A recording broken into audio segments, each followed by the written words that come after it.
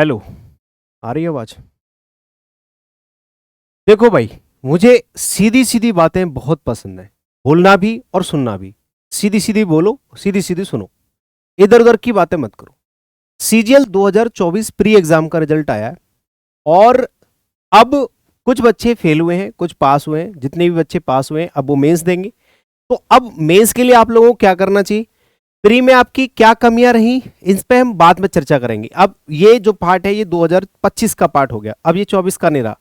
अभी last stage चल रही है 2024 की, यानी कि दिसंबर चल रहा है। तो अभी सिर्फ हम बात करेंगे मेंस वाले स्टूडेंट्स के लिए कि जो स्टूडेंट्स सीजीएल टीयर 1 की कट ऑफ 153 पार करके भी अब मेंस देने वाले हैं, उनको क्या करना चाहिए, इस पे चर्चा करेंगे। जिन्होंने प्री क्वालिफाई कर लिया, किसी भी कैटेगरी से कराओ, चाहे वो 111 नंबर पे कराओ या 153 या ये 170 पे किया, अब मेंस देने जा रहे हो तो अब क्या करना है, पहली बात। दूसरी चीज कि मैंने 2022 जब आपका सीजीएल का एग्जाम पैटर्न चेंज हुआ था, 2022 की अगर हम बात करें, ठीक है, पहली बार, तो 2021 का मैंने मिस कर दिया था। 2019 में मैंने पेपर दिया था, 20 में दिया था, 21 का दिया ही नहीं, फिर 22 का मैंने इसीलिए दिया था क्योंकि पैटर्न चेंज हुआ था।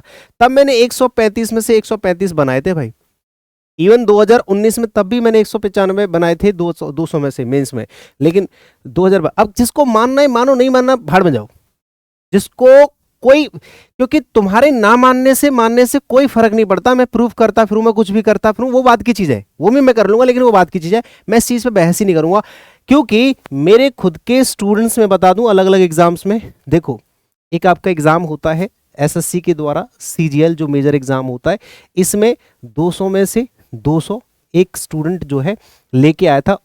हालांकि अभी वो टीचर है, मैं नाम नहीं लूंगा, ठीक है। उसने बताया था कि सर जिस टाइम आपने, जैसे 2019 का पेपर जैसे आपने 200 एक लिखते हो या 195, मैंने 2020 में, मैंने 2019 में, इवन मैं 2017 से पढ़ा रहा हूं, तो 2019 में वो कहीं से मेरे ऑफलाइन पढ़ा होगा, तो उसने 2020 में 200 में से 200 मारे थे, ठीक है, इंग्लिश में। इसके अलावा सीजीएल प्री में, सॉरी सीपीओ प्री में और सीजीएल प्री में, इन प्री एग्जाम्स में मेरे बहुत से ऐसे स्टूडेंट्स हैं जिन्होंने 50 में से 50 मारे हैं। एमटीएससी एचएसएल सब में 50 में से 50, बहुत सारे। एक पेपर आपका होता है सीयूईटी,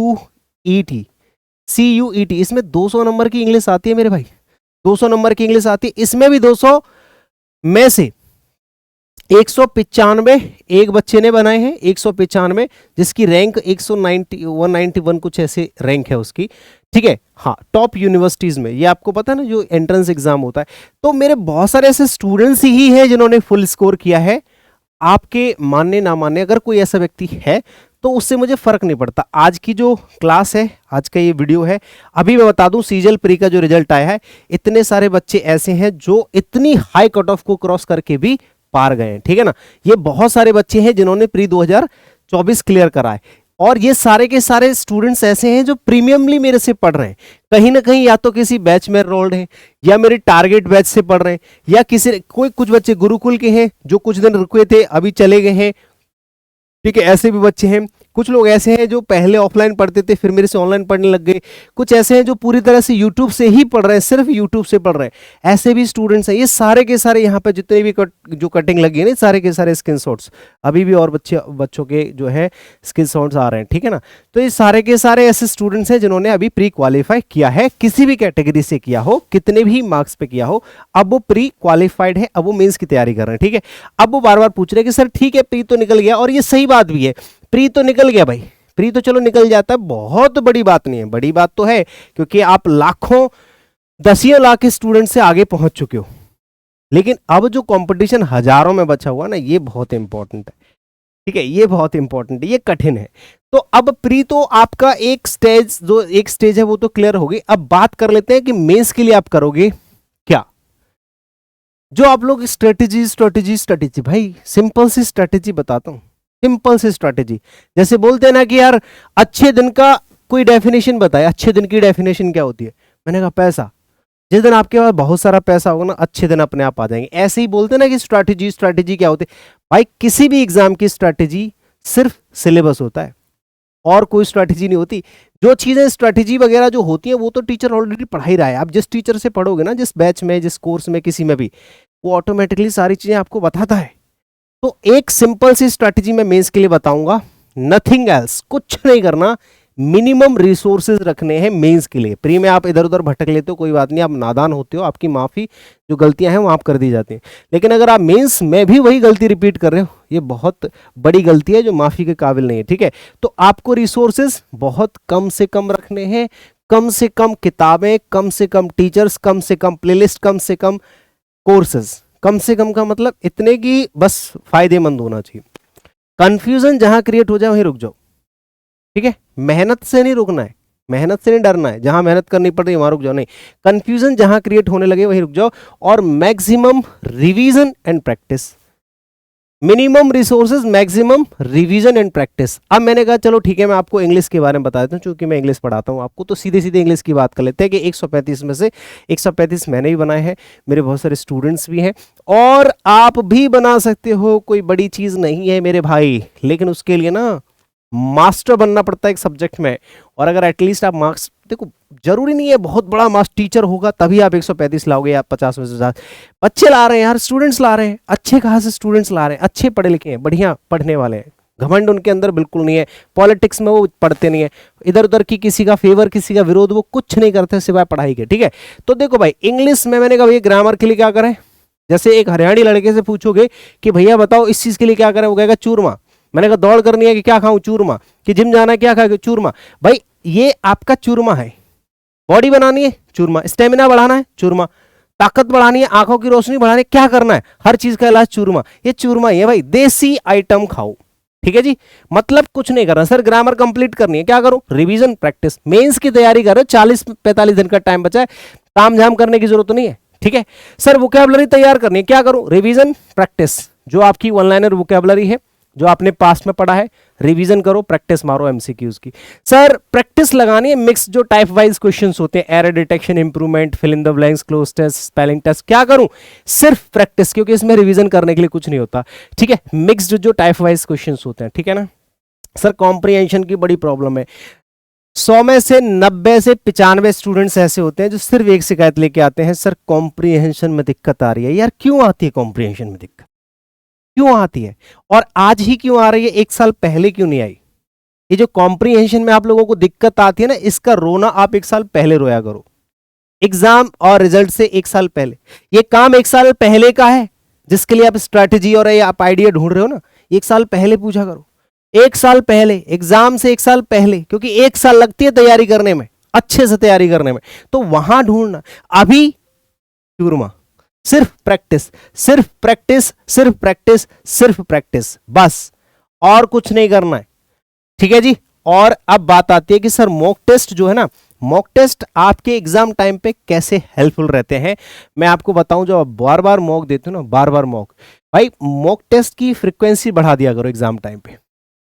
एग्जाम टाइम पे मॉक टेस्ट की आप कम से कम ये मान लो 3 टाइम्स अ वीक, यानी कि एक हफ्ते में 7 दिन के अंदर आपके 3 मॉक टेस्ट कम से कम जाने चाहिए, full length mock test.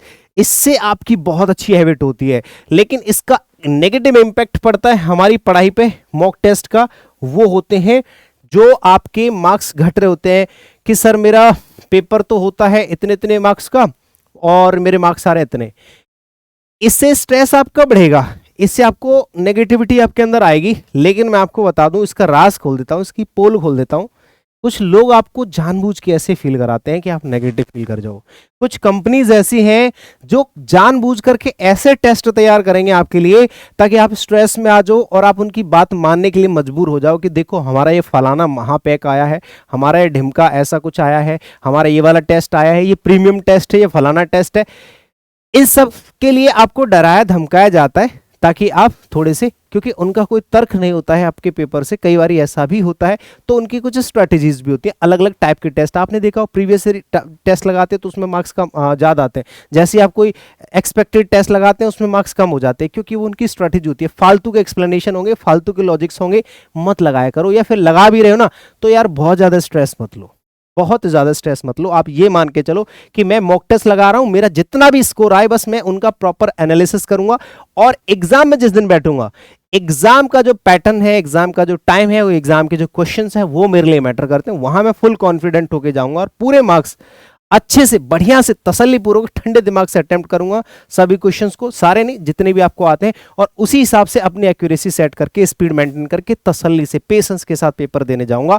Mock test में मेरे कितने मार्क्स आए मुझे फर्क नहीं पड़ता, ठीक है। आपने अपना कर्म किया, 3 टाइम मॉक टेस्ट लगाए, आपने सेक्शनल प्रैक्टिस करी, आपने प्रॉपर रिवीजन किया, आप प्री क्वालिफाई करके आए हो, इतना कॉन्फिडेंस आपके अंदर होना चाहिए कि बाकी के लोगों से आप आगे हो आज भी, ठीक है। बहुत ज्यादा लो फील करने की, स्ट्रेस में आने की जरूरत नहीं है, ठीक है। जितना पेशेंस, शालीनता और तसल्ली होगी, ठंडापन होगा, मजा उतना आएगा, अच्छे से आपके मार्क्स भी बढ़ेंगे, सब कुछ होगा, ठीक है।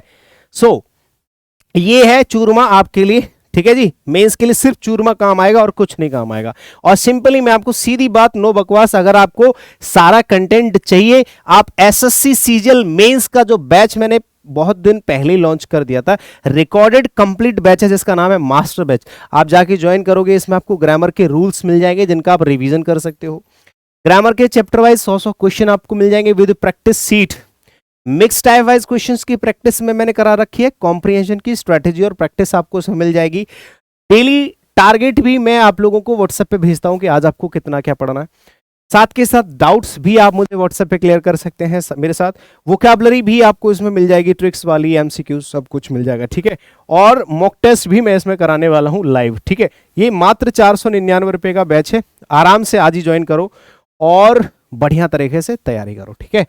ये कहाँ मिलेगा भैया? ओपन स्टडी ऐप डाउनलोड कर लेना, वहीं पे आपको मिल जाएगा, या openstudyApp.com वेबसाइट है, ठीक है। ऐसे करके आप एप्लीकेशन खोलोगे तो ऊपर यहाँ दिख जाएगा, या फिर अंदर कोर्सेज में जाके चले जाना, या फिर इसमें स्लाइड ऐसे करके स्लैश करके चले जाना, ठीक है।